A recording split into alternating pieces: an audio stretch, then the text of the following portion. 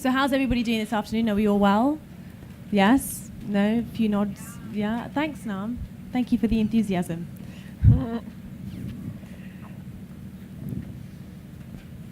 Just waiting for our slides to come up and then we should be ready to go.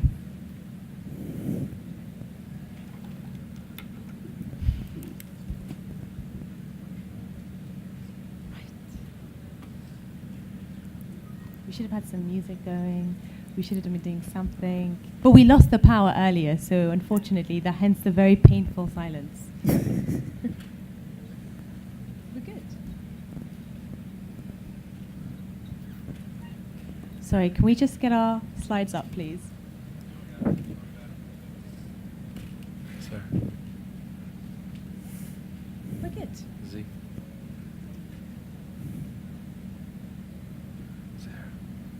Introduce yourself. Introduce yourself. So for those of you who don't know me, my name is Zahara Malik. I work with Access. I'm in the origination team. I work with Vahid, who's one of our judges this afternoon.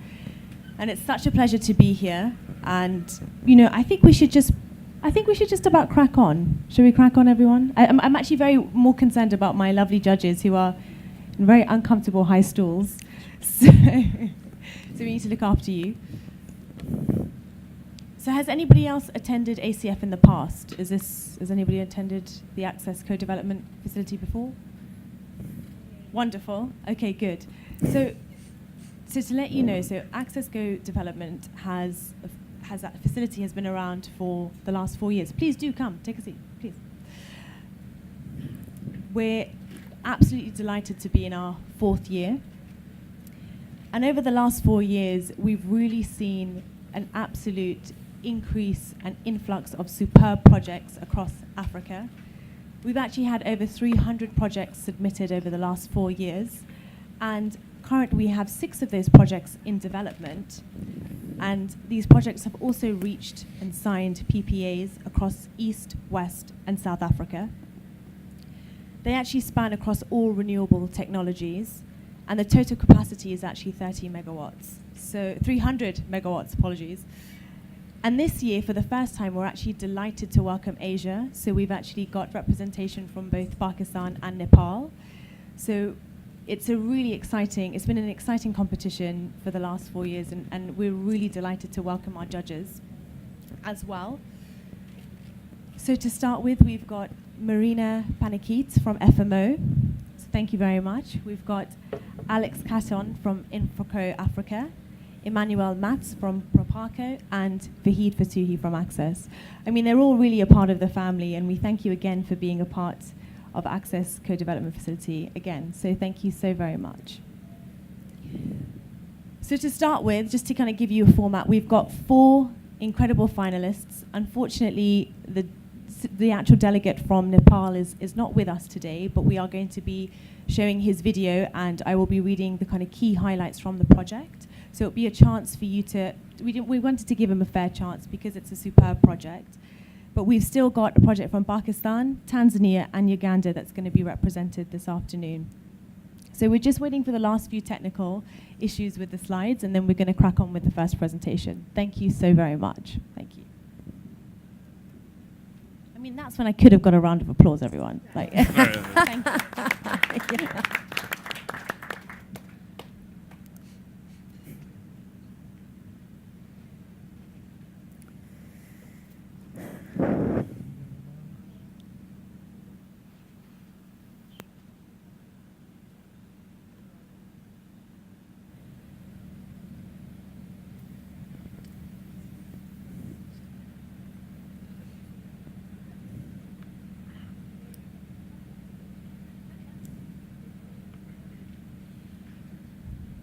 So to start with, we've actually got Umar Malik from Pakistan to be presenting. Please come up. And, well, you can come up from these steps, actually, rather than this. So how it's going to work is each entrepreneur is going to have 5 minutes to pitch.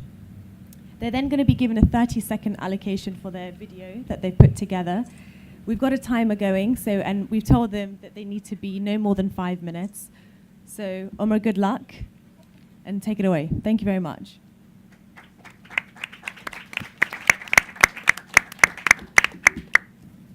Thank you very much, Zara. My name is Omar Malik. I'll be talking to you today about Shams Power, which is our company. It's a distributed solar power generation company based in Pakistan.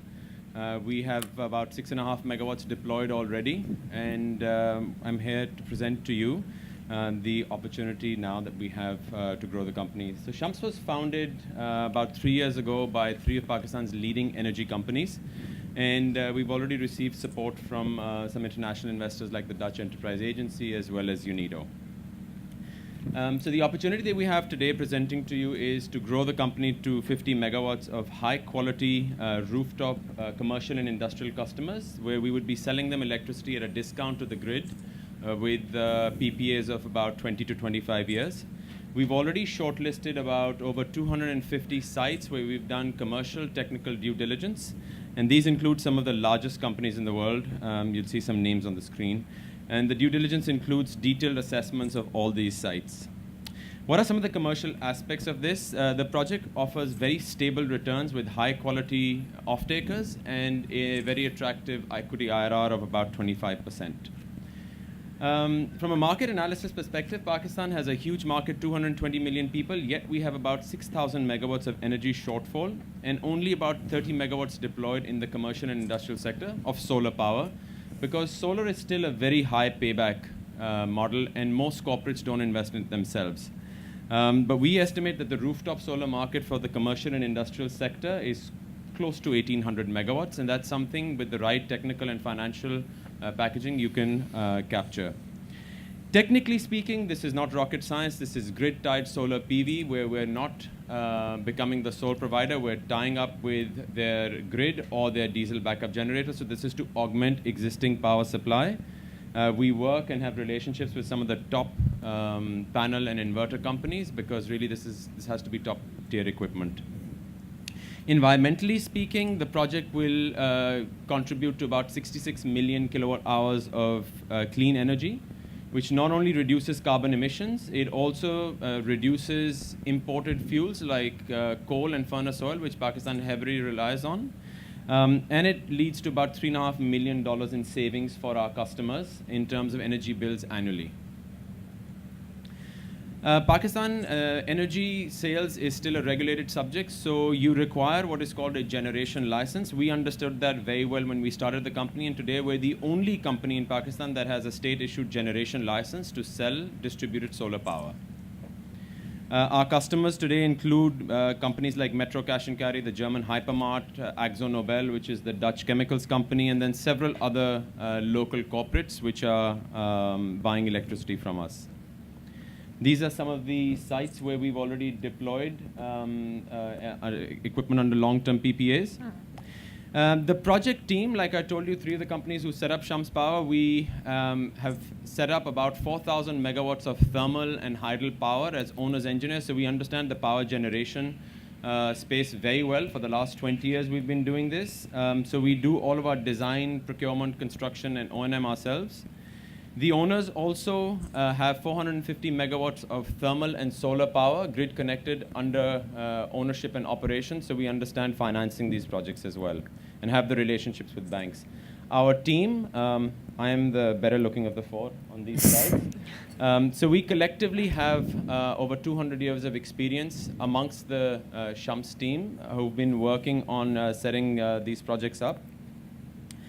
In terms of management commitment, we've already put in about $7 million in equity to finance the first 6.5 megawatts. We've also invested close to $1.2 million in project development and in getting these generation license permissions. And in closing, I'd like to say that why would you want to invest in Shams Power? This offers you a opportunity to invest in Pakistan with very attractive returns. It's a solar investment which provides you much better returns than grid-connected solar. Our tariffs are probably 2 times the tariffs that you can get with grid-connected solar, just because we compete with diesel and grid rates, which is still higher. We've already done detailed negotiations with banks and with the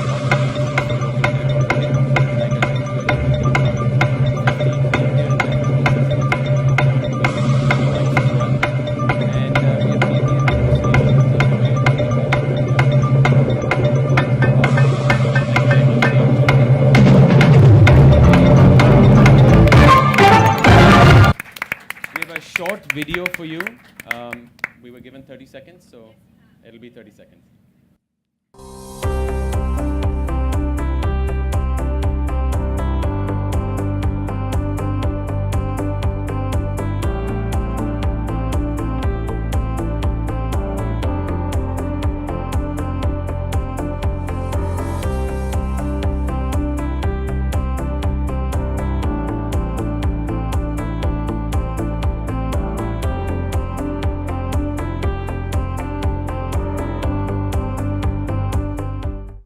Thank you very much.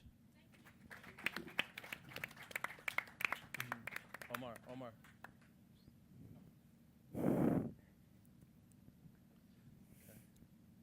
Not off the hook yet. Wants to go? Hi, Omar. Thank you very much for a very nice, very slick presentation Thank in a you. good way. I mean that. I have a question about the 6.5 megawatts that's already in operation. Can you elaborate a bit more on how that's going, what the performance is of those projects? So the 6.5 megawatts is going very well.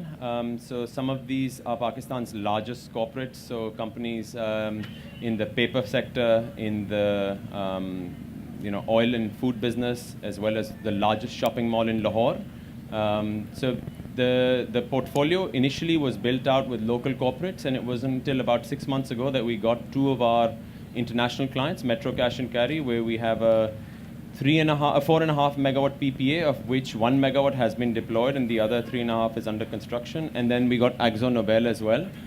So those two names have really projected us now to the other MNCs. This is what we've heard, pretty standard for others as well, that you need some of these big names to come on board, and then others use that as a proxy for as this model works. Mm-hmm. And how are those sites performing Very well. in general? Very well, yeah. Okay. I mean, it's they've been in operation now for about 2 years. So Okay. from a solar generation perspective, it is as expected. And from an equipment standpoint, we chose the best equipment from day one, so we haven't had any equipment issues either. There are some challenges when it comes to equipment providers not having, local presence. So that we deal with by basically working through their Dubai offices. But it would have been better if they had local presence for support. Mm-hmm. Mm-hmm. Okay. Thank you. Alex, do you want to? Thank you very much for that pitch, which was quite impressive. I have a question with respect to the fact that you do benefit of an exclusivity in terms of license. So I was interested to understand how you get it. Was it a tender or not? And what's the purpose of the government in terms of expanding this kind of initiatives or not? I'm sorry if I gave the impression that it was an exclusive license. So first of all, it is not exclusive. It is a very lengthy regulatory process to get a generation license, but we're the only one so far that has gone through all the process and the paperwork to get it. So others can surely get it, but they have chosen not to do. They've chosen to go the other route of doing an operating lease or rental model, which we on purpose did not want to do. It's not perfectly legal, so we didn't want to get into a situation where we have 6, 7, 8 megawatts and then realize we don't have all the paperwork ready. The banks don't like it because that means they're exposed to an unknown risk.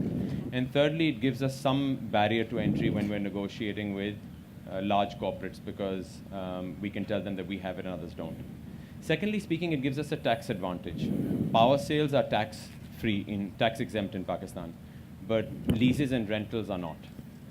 So this gives us kind of a competitive edge, but by no means is it exclusive. Thank you.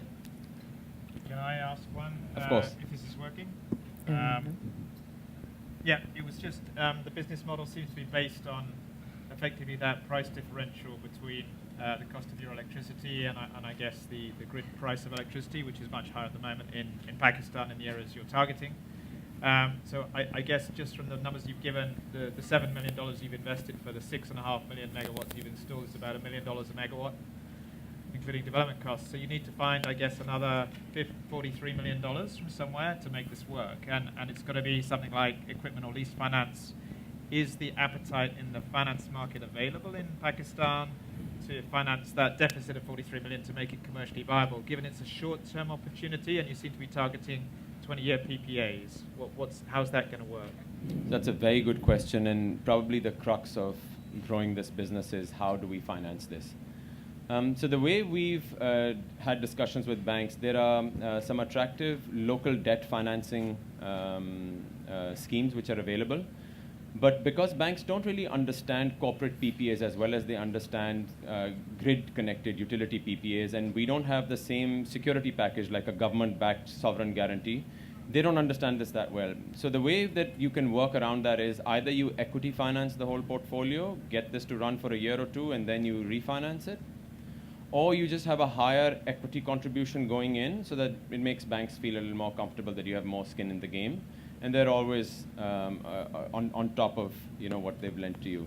There is appetite in the local market to finance renewable energy projects. So if this was so I had shown you earlier, some of the sponsors in our company own a 50 megawatt local solar project selling to the grid. There was no problem in getting that financed. So this is just a little different and unique, which is why we are raising money for equity internationally so that we can bridge some of those financing gaps. But this is also something which is quite common to how the C&I market grew in India and from what I believe in the Middle East as well. Great. Okay, thanks. Thank you, Omar. We're done. Yep. Thank you very much. Let's give him a round of applause. And thank you very much for coming here to listen to the presentation, and thank you to Access for this opportunity. Well, thank you so much, Omar. It was a pleasure to have you on the stage and to set off with Asia, as we've kicked that off for the first time this year, so an absolute delight. We're now going to have Duncan join us to explain his wonderful opportunity in Tanzania, so go for it. You'll actually see the timer over here, so you'll be okay. Thank you so much. Well, good afternoon, ladies and gentlemen. First of all, we would like to thank Access Power for giving us this opportunity to speak to you. We're going to start with a short video. Our site is located in the Lake Nyasa region of Tanzania. Those are the Livingstone Mountains in the background where our sites are located. The area is very lush, has plenty of rainfall. So this is Lake Nyasa with the mountains in the background. Our project is actually 4 run-of-river sites, which we intend to develop as a single project. This map of Tanzania shows the location of the projects in the southwest of the country. These are the 4 sites on a single river. The last 4th site is just before the river reaches the lake. The commercial aspects of the project. The economics are very strong. We're projecting average annual revenue of $24.5 million. Unleveraged ROE of over 15%. At a debt equity ratio of 70-30, we're looking at debt service coverage ratios of plus 2.0. The one issue with the project is evacuating the power. Oh, sorry. The first issue is the off-taker, TANESCO. TANESCO has a history of late payment to suppliers. That has improved recently in the last year, but there's still a risk. We intend to either insure our debt, perhaps with US aid, or take advantage of this new Africa Energy Guarantee Facility to mitigate that risk. In terms of the technical merits, each project will be 10 megawatts, capped at 10 megawatts. At that capacity, the projects will run at almost 90% of their capacity in an average year. These are run-of-river projects, therefore there's little environmental impact, and what there is will have an environmental impact assessment that proposes mitigation measures. There's no resettlement of communities involved. This is one of the reasons these projects have not yet been developed, and that's the interconnection to the national grid. Currently, there is only a 33 kV line in the region, which was just put in the last few years to electrify the local villages. But that's not sufficient to evacuate power from the region. And that's quite critical because the hydro potential in the region is very large. This map is not easy to read, but it's done by a World Bank consultant. The red dots are the best small hydro project sites in Tanzania. And you can see in the lower corner that much of that potential is in the Lake Nyasa region, but it currently can't be used. Our proposal is to work with TANESCO, the off-taker, plus the Rural Energy Agency to build a high voltage line to the area. That's currently under study by those two organizations, but we plan to cooperate and co-fund it to help accelerate the process. The regulatory environment in Tanzania, there's a small power producers framework for projects under 10 megawatts. That's why we've capped our capacity for each site at 10 megawatts. With that, you get a standardized PPA with TANESCO and US dollar denominated tariffs approved by the regulator, which cuts down any need to negotiate those items. To date, 14 renewable projects have signed PPAs with TANESCO. The benefits to the country are an increase in capacity for the national grid, which at the latest figures available, our 40 megawatts would be a 3% capacity increase. And because we're running at a high capacity factor, that would be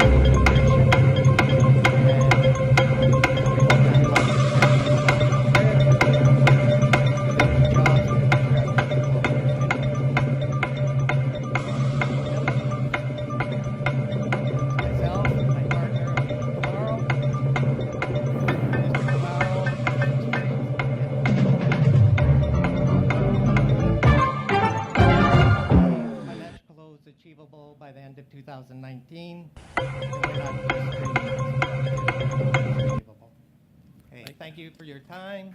Any questions, please report.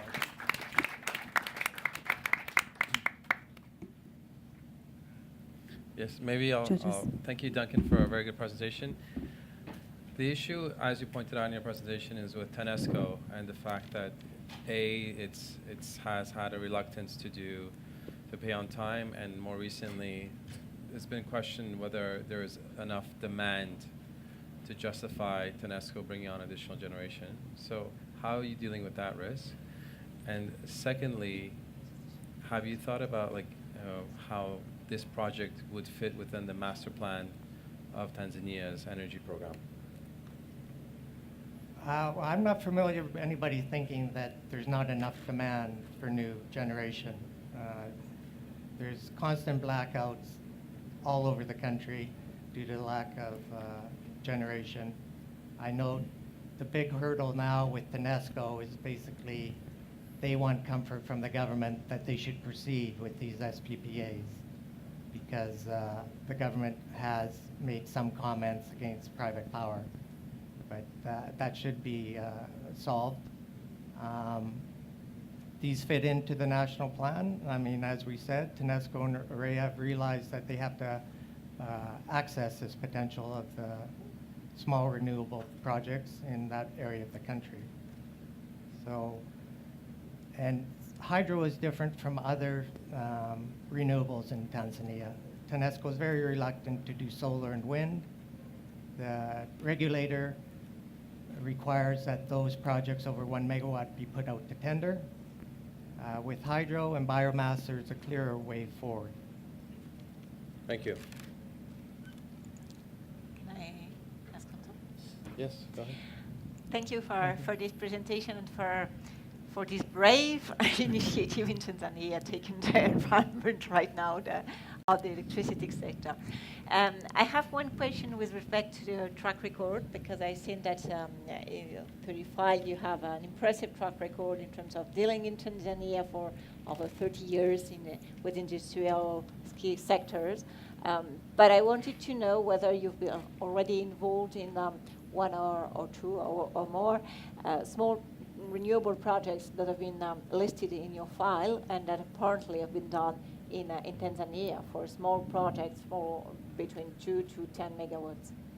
I couldn't completely understand the question. Okay, it's regarding your track record in Okay, power financing, in power building in Tanzania. The clock was ticking, so I had to run quickly over that item. My experience is in gas-fired. I was the general manager of 3,800 megawatts of capacity in Turkey, doing the financing, development, and operations, where I did have experience with late payment. In hydro, my partner and I, Amin Kamaro, have been working together for 3 years. Amin, he's been in the small hydro sector for 10 of those years. He's acquired over 13 water permits, 8 land titles for sites. We do not have any sites operational at the moment, but as I said, there's at least 13 projects that have proceeded with SPPAs with TANESCO. Thank you. Yeah. How about the infrastructure, so T-lines and distribution? I also understand that you will electrify local communities nearby the 4 sites. If there's any communities that aren't electrified, we will. But the way Tanzania is, most of the villages are going to be electrified in the next 3 or 4 years. We see it in another project we had where we had a big mini-grid plan. In the meantime, REA came in and electrified all the villages. Of course, the problem being there's not enough capacity for the existing consumers, so that's just going to exacerbate the problem. So if there are villages or communities nearby, we will electrify them. But our plan is to build a significant, maybe 132 kV line to take our power to a substation, and that 132 kV line could be used by other projects in the area. Great. Okay, Thank you very much. Okay. Can I get one? No quick answer. Thank you, Duncan. Good.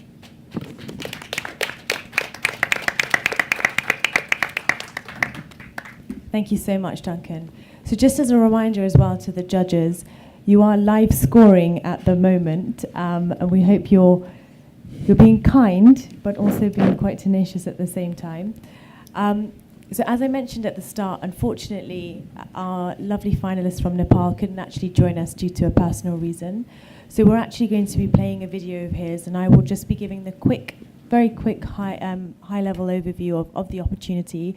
So judges, unfortunately, you can't question me. I've actually not even had the pleasure of going to Nepal yet, but I can try. But we'll save it. Okay, no, we'll save it. So can we play Raj's video, please?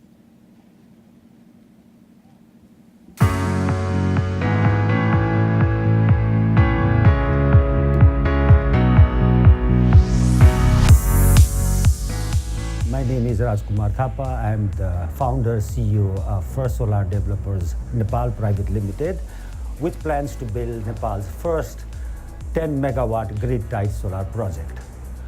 Well, when you think of Nepal, mountains come to light, you think of a lot of snow, you think of water, but only depending on hydro resources has its own pitfalls.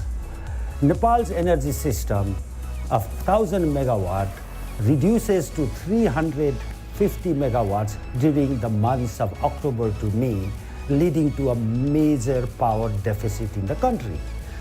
To create a balance between the supply and demand, we import large amounts of fossil fuel as well as electricity from India, spending approximately $1.5 billion annually. And if the situation does not improve, we will continue to spend larger amounts of money, which will crowd out a lot of resources that is required for social and economic activities in the country.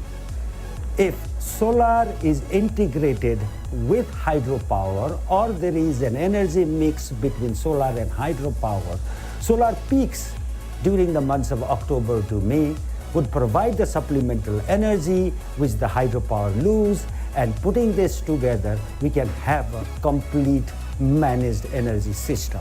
One project will lead to other projects being built, and larger number of projects means we can curtail our trade deficit of India, we can cut down the deficit of energy we have in the country, we can then convert our cars into electrical cars, we can have the buses, electrical buses, all the homes in Nepal will be using Nepal needs to be energy independent. We call upon the jury to provide us this funding required to upstart the project because, number one, it would help Nepal expedite solar power installation. Number two, it would allow us to reduce our trade deficit with India. Number three, it increases job opportunities within the country. Number four, it makes Nepal energy independent in the long run. And that is why I want to thank you for giving me this opportunity to come here and share something about our project in Nepal. Thank you very much. Oh, we're giving him a round of applause. So, as we said, we really wanted to give Raj a fair chance. So I'm just going to read over, judges, the main highlights of the opportunity. So the project itself, is a 10 megawatt solar plant in Bikuti. It's introducing solar energy to complement the hydro projects in dry season and help reduce Nepal's trade deficit with India. The horizontal solar irradiance is 1,916 kilowatt hours per square meter. The evacuation via 33 kV line, which is about 12 kilometers away from the project site. The off-taker is actually the Nepal Electricity Authority on a 25-year PPA. Land lease has been agreed with a local school, which will be a lifeline actually to the local school. The preliminary feasibility studies has actually already been completed. The geotech, evacuation, and other key studies have already commenced. The project cost is about below $1 per watt peak, fully installed, and the payback of 7 years with an IRR of about over 15%. The government has established a PPA rate of the Nepalese rupees of 6.6 kilowatt hours per kilowatt hour, and for US dollars it's about 0.06, but is supplemented by about a 2.5-year VGF fund which is provided by ADB. The PPA is to be signed on a take or pay basis with the utility. There we go. Thank you so much. So unfortunately we couldn't have Raj, and the video was actually taken because he was a finalist of the Access Solar Shark Tank initiative as well. So it's great to have him here unfortunately not to have him here as a finalist, but to at least have a chance to represent him. Thank you very much. Thank you. So lastly, we're going to have Shubutro from Uganda to end on, as we're here reflecting on the 20-year anniversary of Africa Energy Forum, we're going to end with a fantastic opportunity in Uganda. So I'll let you take it away. Thank you.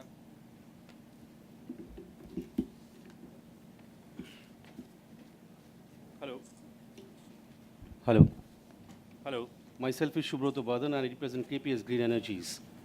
A very good afternoon to the jury, to Team Access and media and my colleagues for giving me this wonderful opportunity to present my dream project in Uganda. I'm here to propose a 10 megawatt biomass power plant in Uganda. We expect to generate around $21.6 million from the project itself per annum. This is the projected revenue. Project Dynamics produces a lot of commercial aspects. There are a lot of country benefits to that, and numerous social and economic and environmental benefits to the host country, local inhabitant at the entire East African region. Project mitigates greenhouse gas emission, prevents deforestation, and motivates for reforestation. There is a significant and substantial socio-economic impact in the entire region. Project will generate large number of employment in the region, and the domain and will enhance financial competence of the local inhabitant and the stakeholders. In line with MEMD, the Ministry of Energy and the government, we are in line for rest. The project escalates power infrastructure in country and lighting every segment of the country. Project has several local benefits. These are the type of biomasses that we have. Project has a set of local benefits, development, social development, employment generation. This is the technology that we are talking about. It's a simple technology, and it's a fossil fuel technology, and it's just changing your, your boiler intake of the project. A revolutionary attempt towards the environment-friendly agriculture practice, which we are going to have. The project will involve agri-entrepreneurs and diversifies rural livelihoods. It ensures social equity, economic gain to the poor and marginal farmers. Our vision is to have inclusive economic growth for the entire society.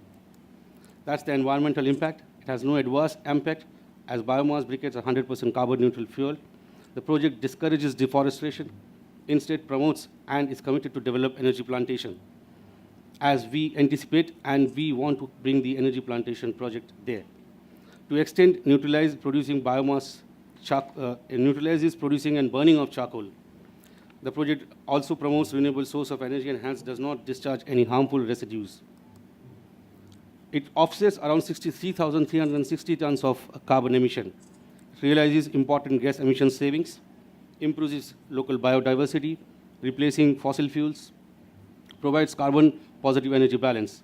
The tariff is bilateral, and the buyer is an industrial buyer, and it will be for captive consumption. The existing legal framework in the country is in place, and there are a lot of renewable energy projects in the country. The specific details of the project: it's a pioneering attempt in Uganda. As a dedicated off-taker of the total power generated, the project is shovel-ready. Proponents own a huge land bank across Jinja, where we propose the project. The basic infrastructures are also ready. These are the precedents of projects. It is worldwide available. The developed countries, you will find such biomass power plant projects in the United States and Europe. One of the biggest power producers of Europe, Drask Group, you might have heard about it, is one of the examples. Drask has recently transformed their fourth thermal power plant into biomass power plant. I'm Subroto Badhan, founder of this is the team. Mr. Rajiv Mukherjee, he's a technical guy. Rajaram Pandit, he's the financial guy. I have also been a principal consultant to KGN Biofuels for ACF React 2011 project. Local capacity, Nile Agro Industries. It's a Uganda-based company, and they are a renowned industrial player in the region, in Jinja. The group is around 400 million group and employs currently 60,000 direct and indirect employment in Jinja. Existing partnerships, in reference to the earlier slide, the project primary applicant Green Energies has partnered with Nile Agro of Uganda to develop and build a 10 megawatt biomass power plant. The JV will set the generated power to Nile group of companies for captive consumption. As statement of commitment, it's just not a statement, it's an act, and we have already started acting on this. Thank you.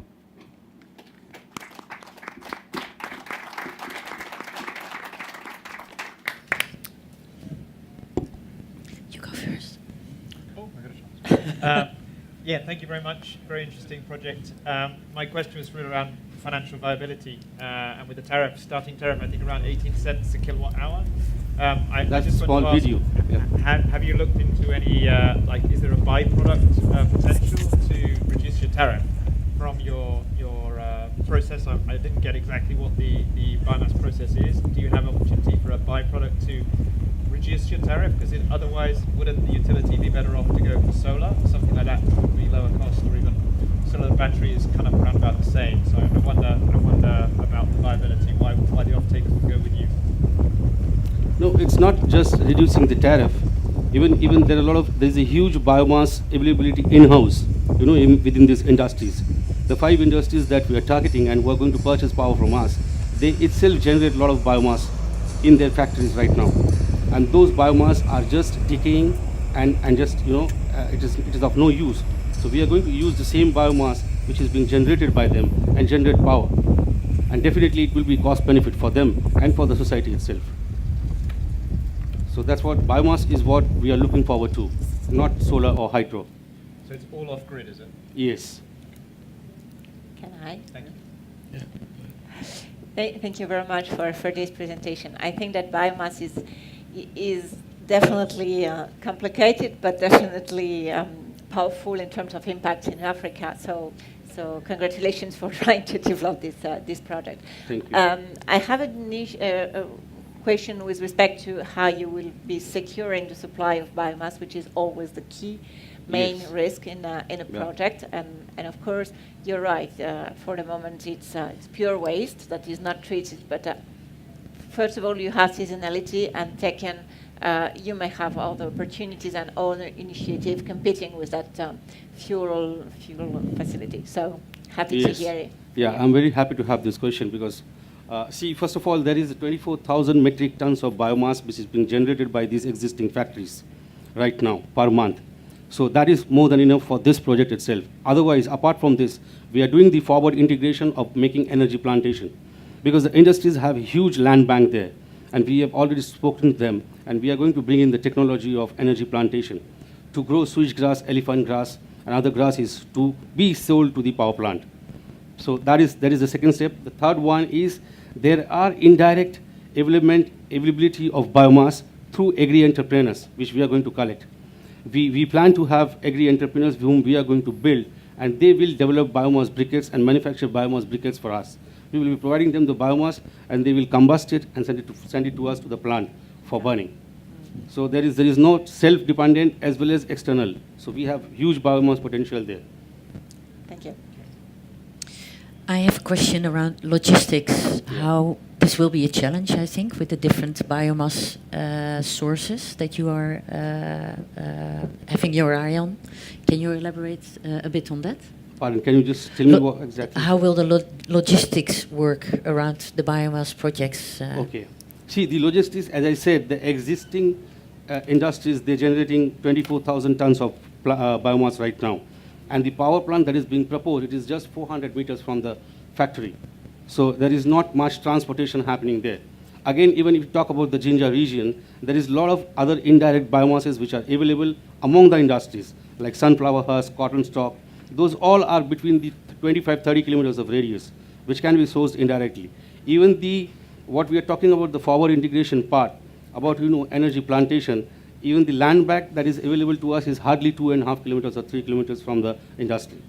So transportation and logistics is being mitigated to an extent for this particular project. Okay. Thank you very much. Sure. Thank you so much. Thanks.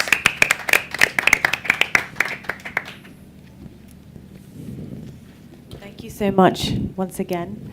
So now my lovely colleague Nam is actually going to collect the score sheets from the judges, to which we will then quickly be able to calculate and actually also let you know who's won the competition in the next 5 minutes. In the meantime, once the judges have actually finished their scoring, I'd love to have Vahid share a few of his thoughts on ACF over the last 4 years. And then hopefully we'll be able to deliberate and announce the actual winner, which we're very excited about. So are we nearly done, judges? Judges, please hand your scoring sheets over to Nam. Thank you so much.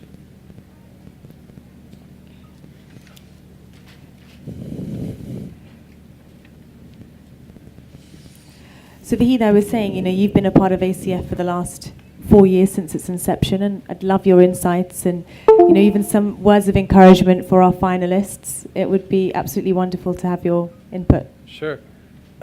Well, indeed, we've seen some changes over the years as we've launched this platform. And the intention was always, rather than us dictate the terms and dictate the location of these projects, we wanted to empower the local entrepreneurs to have the opportunity to step forward and to present a project that made sense to them, to their communities, and to their countries. And over the years, we've had, as Zahara mentioned, some 300 applications from around Africa, and this year as well as Asia, underscoring the fact that it's been a very proven and successful platform to originate renewable energy projects, some of which have gone towards getting a signed PPA and are now in the financing phases. So it's been a very successful initiative. And even the quality of the applications, the judges and I were commenting that we see more refinement in the applications that we receive. whilst the template has been the same and the questionnaire has been the same, the quality of the answers has improved year on year, which suggests that two things. First of all, the quality of the projects are getting better. And secondly, even those who don't win the first year, sometimes we find that they participate in the second year with a more refined project. So it is having an impact, and we're very delighted to see it grow and to blossom. Thank you so much, Wahid. And also insights from the judges, because I know that this is also, well, we couldn't have done it without you at all. Would love to know your insights into the impact that it's made, this particular platform, and perhaps some more wise words for the finalists here as well. I think that this initiative is really meeting what has been highly and extensively commented yesterday. Everybody is saying that Africa is lacking of early stage development project, and it is by developing and increasing and doubling and multiplying this kind of initiatives that this project or that this issue could be sorted out. And yeah, as Nazir just commented it, what highlighted me this morning was really the quality of the files today, because this year, I mean, the improvement in terms of data collected and providing us with the right information to make up our mind, it has changed a lot from for the last 4 years, because I'm attending this jury for that time. So thank you very much for all that. Thank you so much. Yes. Oh. Maybe, Sarah, just one other comment on the quality of the application. Please, Alex, that would be great. Just the fact, I think you've got such a great variety. I love the fact that the ACF is generating this kind of innovation. I think 2 or 3 of the projects here are kind of, really cutting edge in terms of what's out there in the market. And I think it's great to see facilities like this encouraging, people to come and practice, to get money and to get funding for stuff it's not easy to do any of this. So I think well done to all of you for coming and getting this far. It's great. Good job. Yeah. So I'm actually delighted to say that I've got the winners in my hands right now, and I feel like I should be very dramatic, have a long pause. Perhaps you need to go out, have a cup of tea, and make you wait a little bit longer.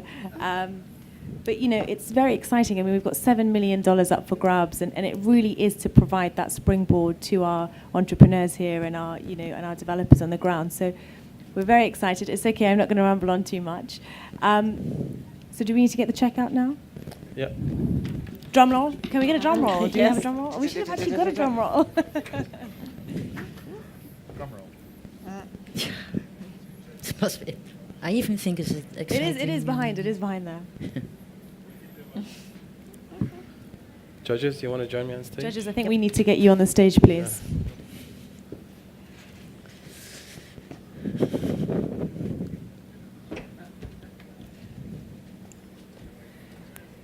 So, I have to say, considering we are reflecting the African Energy Forum over the last 20 years, and for the first time we introduced Asia to the equation, I'm actually pleased to announce that the 2 winners of the competition is actually Omar from Pakistan and Raj from Nepal.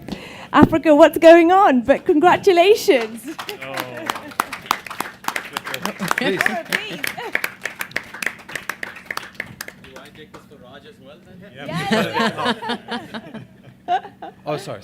She will Yeah, share. do you She want will to, share. please? No, please, first have it with Omar. Okay. Yeah, I Okay. think so. Actually, why don't you come first? Okay, but I'm not. Fine, thank you. Yeah. Here we go. This is for you. Omar. We didn't want to let go, huh? Please, judges. It's okay. It's okay. Congratulations. Good luck. Good luck. Yeah. You're in the good one.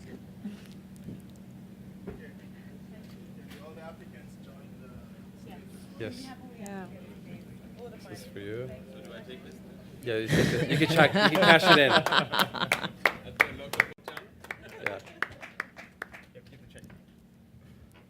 Please. We could take a picture with all the applicants. Yeah. Should we all huddle together? Yeah. Get my trousers. It's okay.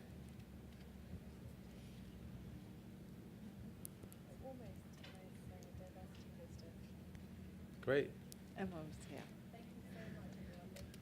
Thank you.